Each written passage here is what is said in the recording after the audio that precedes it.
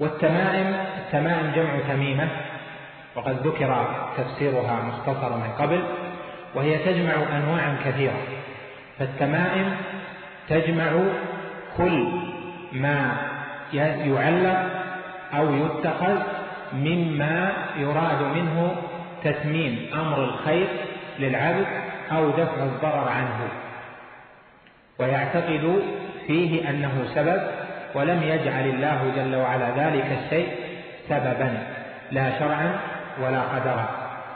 فالتميمة شيء يعلق، إما جلد مثلا يكون من جلد خاص يعلق على الصدر، أو يكون فيه أذكار وأدعية وتعوذات تجعل أيضا معلقة على الصدر أو في العضد، أو خرزات وحبال ونحو ذلك تجعل على الصدر تعلق، أو شيء يجعل على باب البيت، أو يجعل في السيارة، أو يجعل في مكان ما.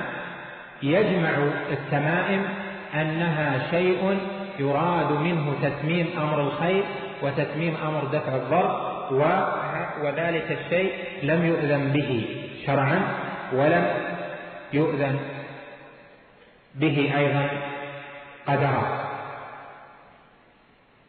فإذا التميمة ليست خاصة بصورة معينة، بل تشمل أحوالا كثيرة، تشمل أصنافا عديدة.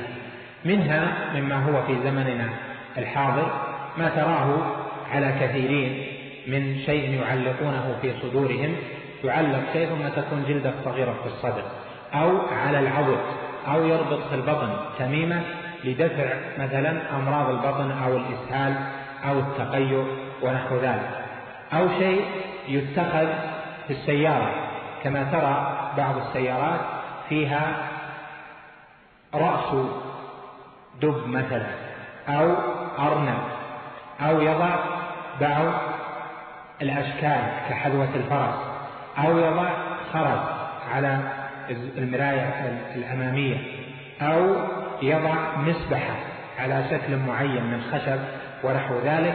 هذه وأصنافها من أنواع التمائم، ولها أشكال كثيرة تختلف مع اختلاف الأزمان، ويحدث الناس منها شيئا كثيرا. أو يلبس سلسلة وعليها شكل عين صغيرة، أو يعلق على مدخل الباب رأس ذئب أو رأس غزال، أو يضع على مطرق الباب حذوة فرس. هذه من التمائم التي يريد منها أصحابها أن تدفع عنهم العين أو أن تجلب لهم نفعا. بعض الناس يقول أعلق ولا أستحضر هذه المعاني، أعلق هذا في السيارة للزينة، أعلقه في البيت للجمال ونحو ذلك من قول طائفة قليلة من الناس. ونقول إن علق التمائم لدفع أو الرفع فإنه شرك أصغر إن اعتقد أنها سبب، وإن علقها للزينة فهو محرم لأجل مشابهته من يشرك الشرك الأصغر.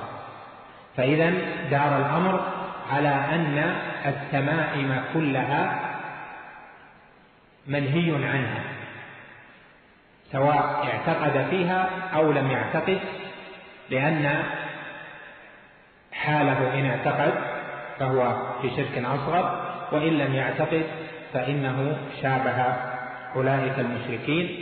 وقد قال عليه الصلاة والسلام: من تشبه بقوم فهو منهم.